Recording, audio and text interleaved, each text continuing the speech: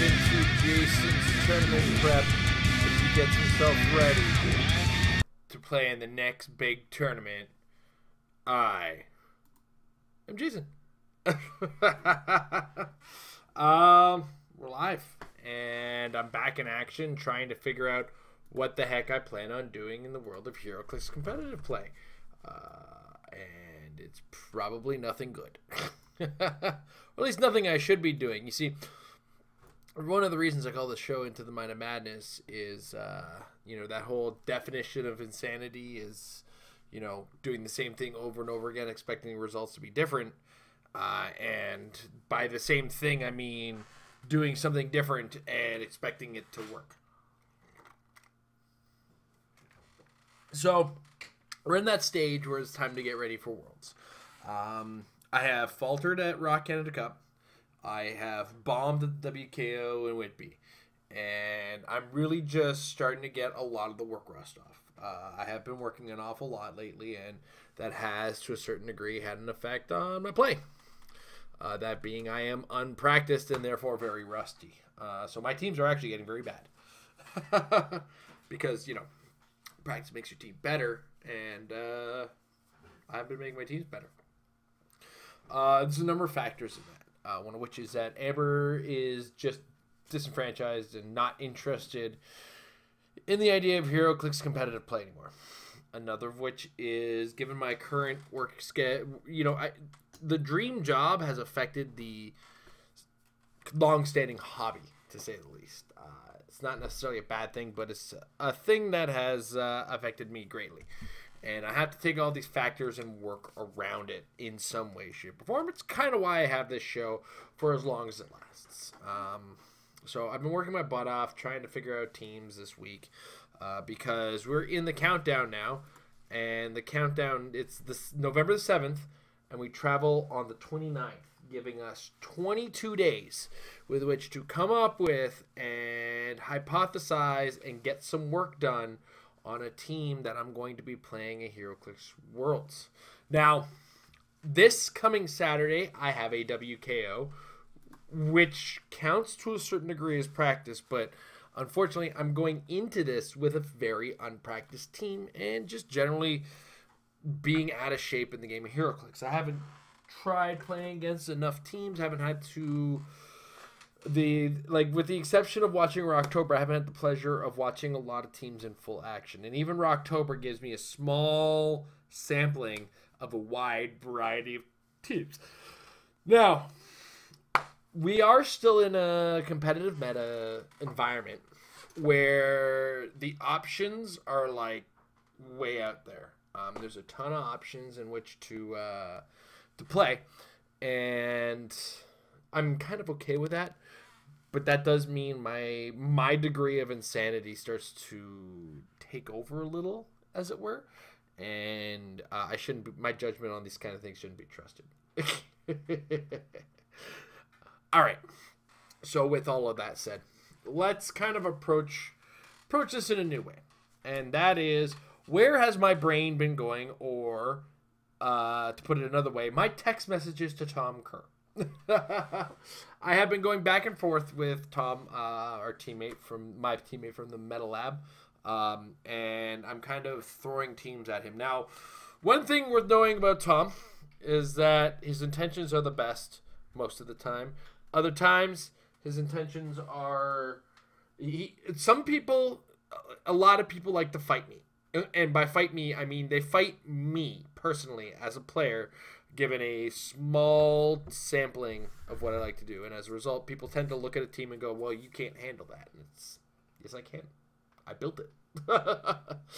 And part of that is I'm a little bit more flexible than people tend to give me credit for, but I do frequently need teams that have a lot of moving parts, almost too many moving parts to a certain degree, to kind of keep my brain focused on what I'm going to be doing. So now that number of moving parts can be contained within a large number or a small number of characters doing a large number of things, or a large number of characters doing a small number of things, but in a grand multitude, as it were. So, you know, a team with a lot of autonomous would be something that I would thrive within, while at the same time having like 4 or 5 characters that do 1,000 things each is also something that I kind of, my brain can wrap itself around. Now, so what that means is when we go through my discussions with Mr. Kerr, and you know, I kind of share my brain dumps and conclusions I've made and thoughts I've had and then changes I've made. Some of this has gone back and forth with him, other times it hasn't, because I also my current options as far as information sharing include my teammates on the Meta Lab. They also include, so that would include Tom Kerr, Jay Solomon, along with local player Emily Roth. Those players all kind of combined into the one group that I found. Those are generally the first guys to get my ideas.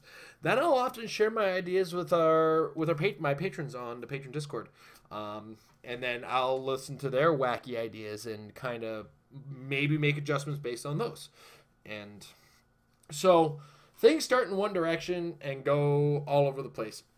I'm going to take you through the story of the team that I'm playing on and where the nonsense began. So, without further ado, let's take a look at what I was going to do. All right. So the first idea was this.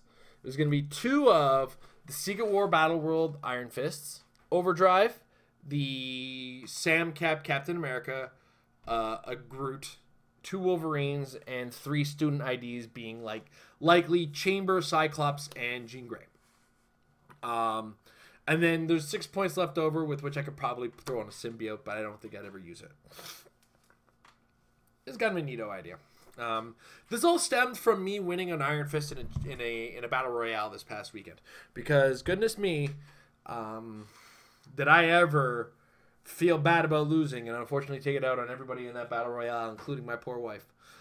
I came in second. I'm good. Amber's like, I came in second, and I came in with the PD team ability and enhancement, or rather, I got past the PD team ability and enhancement. Interesting story. The first pack on that I had contained both a Spider Queen and a Maestro. Anyway, so this kind of built from this. The idea is not subtle. Overdrive carries everybody. Captain America, on being carried in, will... by the way, HC Realms hasn't provided a separate entry for the most wanted, or the wanted poster, so assume it's a wanted poster and standard Headmaster ID for Wolverine in this case. So I use a wanted poster or you know, a Headmaster ID, whatever, to bring in a Wolverine with my Sam Cap, who will perplex up the attack. I will flurry with Empower, dealing 4 damage with each attack. Awesome. Now, I kind of hope that I'm doing this between 2 Iron Fists, because barring some outwit, Iron Fist has this neat little ability on her movement power, Charge and Flurry, which she also has when she's adjacent to an opposing character, she cannot become the target of ranged attacks. It's pretty gnarly. Add on top of this the fact that when she's adjacent to somebody, that character can't use Flurry, Precision Strike, Combat Reflexes, or Close Combat Expert. So basically anything that makes close combat hard. Right? So kind of a neat combination of things to work with. Follow that up with her second one, Ancient Incarnation Iron Fist. When another friendly character named Iron Fist hits after resolutions, remove an action token from this character. Yeah, you see what's going on here. So I've got 2 of this same Iron Fist. They're going to hit with close combat attacks. They're going to pop tokens off of each other and hopefully be able to just continuously go. A neat combination of effects. But this comes with its own set of problems. This character is not outwit proof, per se. She is very capable of taking a butt ton of damage before she even gets a chance to attack with this particular outlook. Unfortunately, Overdrive is not named Green Lantern, and as a result, can't take an action after being taxied. Now, that is not to say that I couldn't possibly consider that. there are some things to consider with what we have right now. I could possibly drop some of the things that we have to change that overdrive to a Green Lantern to possibly give the Iron Fist the chance to make the attack after being carried. This entire idea was originally hypothesized with the idea of exospecs being legal. Unfortunately, if you check on the win and the legal game elements going into, or just in general, the exospecs will not be legal for Heroclix Worlds, which happens on the weekend of November 29th to December 3rd, that multiple day span. What that means is I cannot use exospecs in the manner in which I originally had planned. So I had to scrap that idea. It's not legal till December 7th for those of you who might be asking. So unfortunately, exospecs won't be everywhere at Worlds because they won't be legal at Worlds. Okay, so that's problem one I got to deal with. And then problem two is the Iron Fist, in the absence of being able to attack, is very susceptible to outwit because her movement power is only stopping range attacks. It's not stopping being targeted. It's not stopping line of fire. As a result, it's really hard to justify committing to this. Like, the thing about this is that this Iron Fist is tough. Don't get me wrong on that one. But she is susceptible to being outwitted and then range attacked or any number of things. And because I'm bringing a Groot, I'm practically handing out outwit with Dr. Leslie Evans. Darn. All right. So now I could drop Groot. But Groot is partially there for leadership, which I would only have in other situations with Wolverine on the board. The other thing to consider, of course, is that Sam Cap might as well be considered to be taking a double power action because we know people are going to be playing Doctor Strange. Now, I'm not necessarily, because if we look at the grand scale here, we start to go into the minutia. Sam Cap could take the double power action. Next turn, I can use one of the other Iron Fists to take the double power action. Then the other Iron Fist attacks, and assuming we get a hit with both attacks, pop, action tokens off of the other one, and I can continue the process of carrying guys out, or Sam Cap starts to bring things out. So I'm not necessarily done for, but this team, like, this lacks a lot of damage stoppage, which means I have to survive an onslaught, and it will depend on what we're up against. Now, to go back into the considerations we have, the current metagame does have quite a few tentpole based teams or one figure kind of dominating things. And that is like, you know, Starro being the figurehead of a team. What's his name? The Unimind is still a factor to consider. But also, you know, characters like Star Fox also way out there. There's all kinds of factors to take into account. And while this is good, it will require some testing and some finessing. At face value, this team is not subtle. But then at face value, nothing is once you get into actual proper competitive play. People will be staying outside. Will do everything they can to stay out of the 16 square reach I have with characters like the Overdrive, like and other such things. So all of these are major considerations to take into account. All right. Now, this team has morphed a little. But I want to go off on my as my ADHD likes to do, or my self-diagnosed, non-actually diagnosed problem, is that I also realized recently, or heard recently, that something I had come up with fared fairly well at a WKO, but was as piloted by one Patrick Iboko. And that is this nonsense. This Gotham City Underworld, I believe, or Arkham Asylum. Let me double check just to be sure. I think it might have been Gotham City team? Oh, that's why this Joker wasn't used. Okay. So I had hypothesized something similar to this, but didn't have the Joker. I think this was a Gotham City Underworld team. Yeah. So I had originally hypothesized using these guys, possibly with two Kite Men.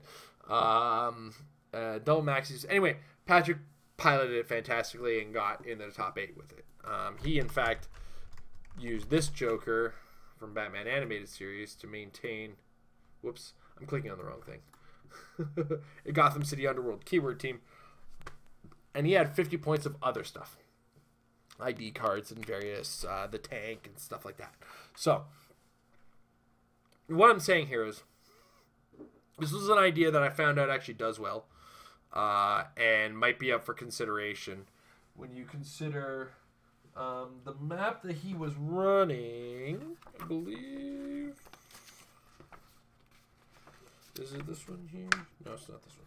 It was Runaways HQ or something like that. I have to take a look at it, take a hard look at it to see what he was up to. But I'm pretty sure he was taking advantage of some degree of elevated terrain, which, once you consider that with Maxi Zeus, it's you can get upwards of like 8 attacks in a single turn with them, coming just from the gargoyles, which could be doing upwards of 4 damage each.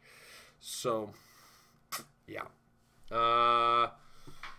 And then, of course, the Joker's there for prop. Harley can use some ID cards, but she's also perplexing and using that Batman enemy team ability to trigger this Penguin's trait on the this is how I deal with the bat, but then also using it to trigger off of this ability, so Harley Quinn can get the double perplex. You can get the extra, like, you can fly. Penguins are flying in this game right now, guys. It's insanity. It's absolute insanity, and I love it. So once you consider all of these options, this fared fairly well. It's up for consideration. It is very silly, and by silly I mean it's very, very puggy. Because one thing to also remember is that when Harley Quinn is popping these perplexes, she will eventually unlock her -6 ability. She starts with 3 plot points, and you use her +1 to get the perplex. You use that like for 3 turns. And you're using that on a Mega Penguin who's walking across the board, blowing things up, pulse waving tons of guys. Whatever you need him to do, he's doing it, and he's doing it from way back. And people will have to deal with that Penguin, because otherwise he's gonna come again, or he's just gonna push the Penguin, and then wash, rinse, repeat. We have another problem coming down. This is absolute bonkersness, and I've seen something similar to this in action by one Mr. Derek Rattan.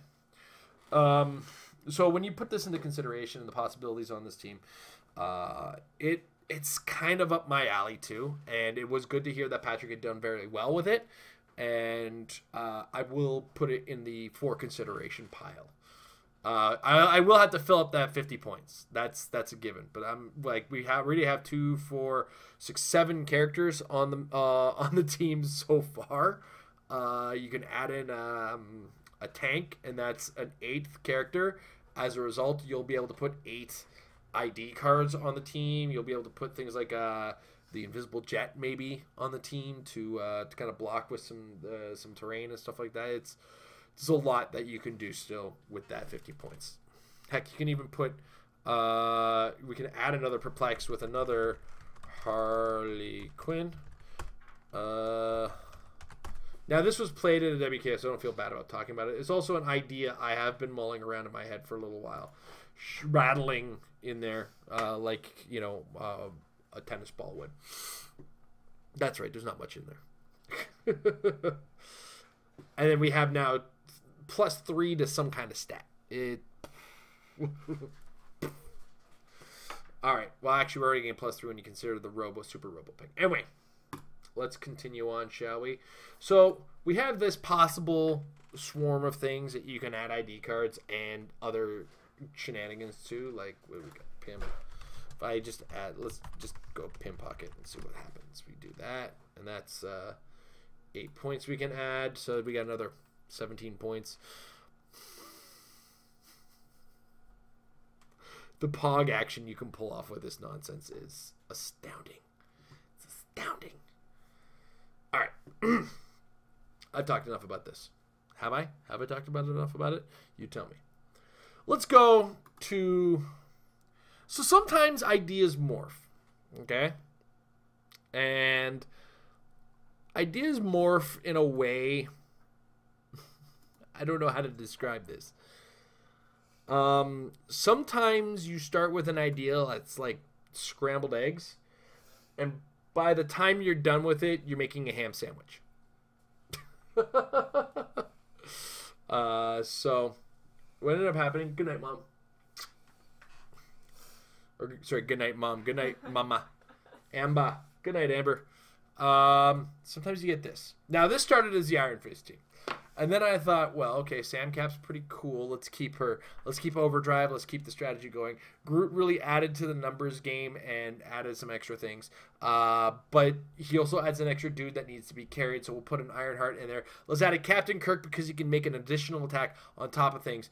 And then let's add Lockjaw because any powers that I might need at the time that if I'm not confident in being able to hit, I can add Prob to my thing. I can add an extra Empower if I really need to be doing 5 damage each attack with a Wolverine. All of these are very viable options. But then I submitted this into my patron Discord, and somebody said something very clever. You have the Captain Kirk. Now I'm going to drop...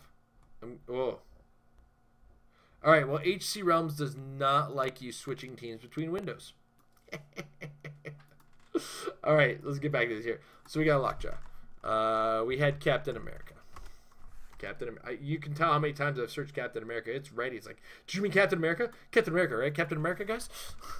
Captain Kirk. Did I spell that wrong? Oh, well, let's put this Kirk in there. Now, this is similar to something somebody else has done. I believe it was Dustin Cedars has done something very similar to this. Might actually be this exact build, to be brutally honest. I'm not 100% sure. Where are we going here? Lockjaw, Captain America, Captain Kirk, Ironheart, Groot. I am Groot. Had that. Who am I missing? I'm missing somebody. I am missing somebody. Give me a second. Overdrive. Overdrive is kind of important to this whole thing. Dummy. Yeah. Alright. So we got there. And then we double up on our Wolverine IDs because, well, I mean, it's Wolverine, right, guys? And then we put just Chamber. Chamber answers a lot of questions. Plus Poison right off the bat. Good idea. Okay? I think it's even penetrating Poison. I might be wrong. When you reveal forces, choose a character on your sideline whose name matches... Oh, sorry. I'm looking at the wrong part of Chamber. I'm looking at this guy. Poison, when he uses it, he deals penetrating damage to opposing characters of less points. He comes in at 70. So, obvious option.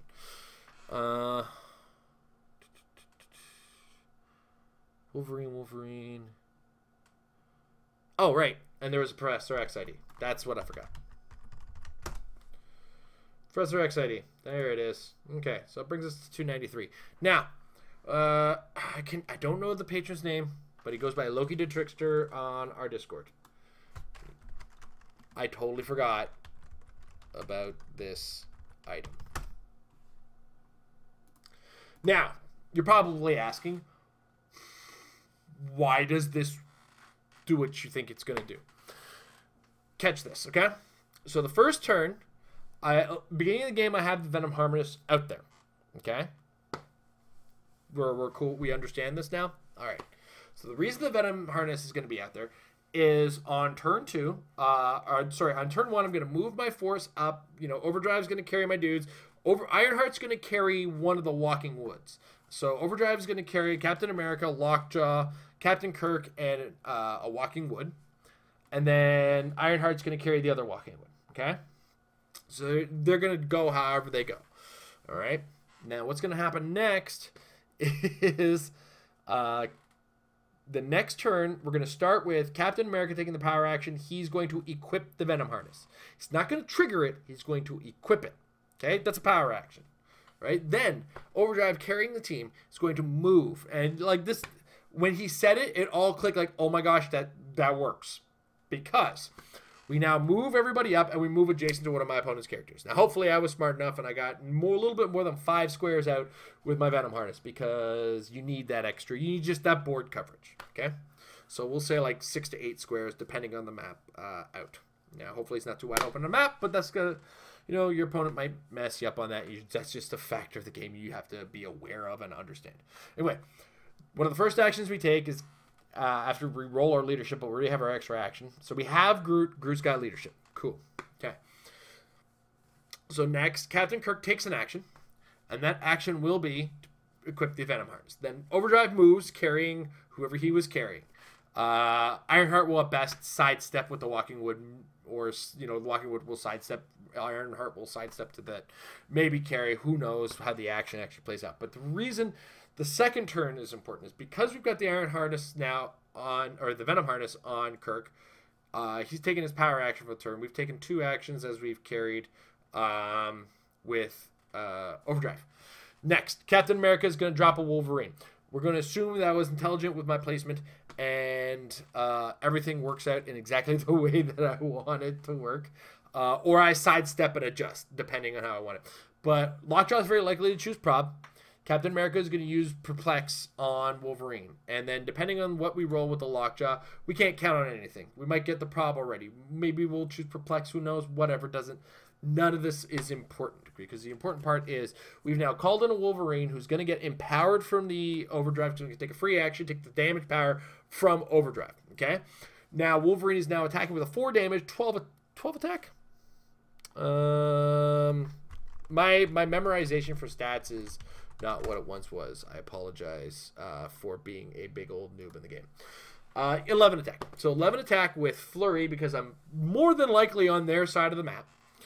So this is now my third action I am taking. And the fourth action is a Flurry. This is all fine because there's no other non-free actions I'm taking for the rest of the turn. But this Flurry will hit. Will do whatever it does. Okay? Now, assuming the Flurry hasn't killed anything, or there's still another target adjacent to this monstrosity, I'm now going to take a free action with Kirk. What is that free action? We're going to use the Venom Harness. The Venom Harness is going to give my Kirk +1 to all of his stats. Cool. Okay? Awesome. Now, that +1 with stats is also going to give him Battle Fury. So if I have an opponent adjacent to my Kirk who, you know, happens to have shape change, I don't care. Me don't care. Because so that's the first free action that Kirk's going to take. The second free action, you know what Kirk hasn't done? Kirk hasn't moved. Now, you heard me. He has not moved. As a result, he's going to use Close Combat Expert as free. So now, I'm expecting to be at roughly an 11 attack, 3 damage with just the Venom Harness. Kirk will break you with either extra attack or extra damage, or both, with either a 12 attack with 4 damage, or a 13 attack with 3 damage, or... I'm kind of getting where I'm going here, right? Kirk might take damage. Oh no. Next turn, if he does it, wash, rinse, repeat.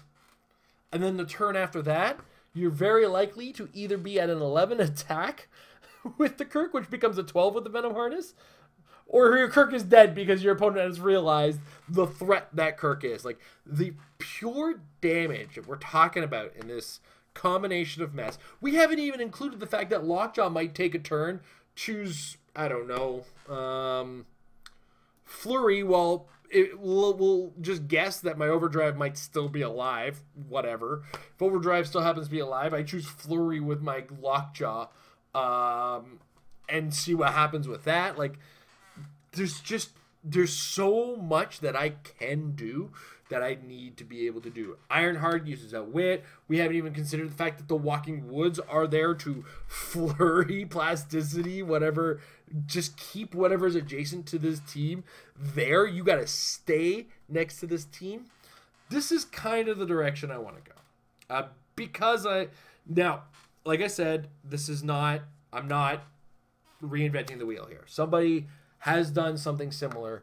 I'm just kind of this is the conclusion I came to. This is the active idea that I kind of came up with this idea. Now, I have lately been bad at looking for anything beyond the team. I haven't been looking at other teams' ID cards, selections, or equipment selections. So if somebody has done something like this already, all credit to them as well. This was kind of the conclusion I came to after hearing or remembering that the Captain America, Captain Kirk team sort of exists. Would it be neat? Like, other ways this could be approached? I could take that Lockjaw and turn him into another Kirk. Or, something to that effect. It's kind of, this is the direction my crazy goes. And with this kind of crazy, what can you expect out of me, right? So, anyway, this team hasn't been to Tom. Because I think Tom would shoot this right out of the water. And I'm going to send it to him anyway. I'm going to send this to my other teammates and just see what they think. Get some input on things. And find out where everybody's head is at for my ideas here. I don't know. I'm going to try. I think this is the conclusion I'm making for Saturdays. This is kind of what I want to do on Saturday. And, the way I look at this, people kind of are looking at Grey Ghost these days is this will be the thing that stops Groot, which is why I'm kind of cooling it on the double Groot strategies I've been running. In addition to which, like I said, I am mentally prepared for Sheriff Strange to exist and to take my double power actions like a man and suffer them as I need to, as best I can. One of the neat things, too, is when I do the strategy, the first wanted poster I want out or the first ID card I'm going to use is very likely to be the wanted poster for Wolverine, given the fact that the wanted poster on Wolverine is it's going to linger, and only very specific Colossal Retaliators are going to be able to really mess with it. So, let's see how this all turns out, guys. I'm super excited to see how this runs on Saturday. I will take notes and, of course, regale you on the Monday with how things went and how Tom berated me when he saw this monstrosity. I'm going to actually do my clipping of it right now. And, man, that dude has got to get something so I can talk to him on my computer. Anyway, I babbled. I'm in the babbling state. I think we're pretty much wrapping up for the day. If anybody's in the chat or the Discord, pop in a question. Let me know your thoughts if you're watching in the archive, and check out the comments. Call me a fool, call me nonsense, call me crazy, you can call me Al. Call me Al. I'm just taking a second, get a little water in me. I see somebody is vigorously typing in our Discord right now. So, all right. With that said, I want to thank you guys for joining me in my nonsense and my babbling. This is what the show's all about, and I really hope that you guys kind of take from it my nonsense, and I look forward to hearing from anybody in regards to my crazy, what I'm trying to do and everything like that.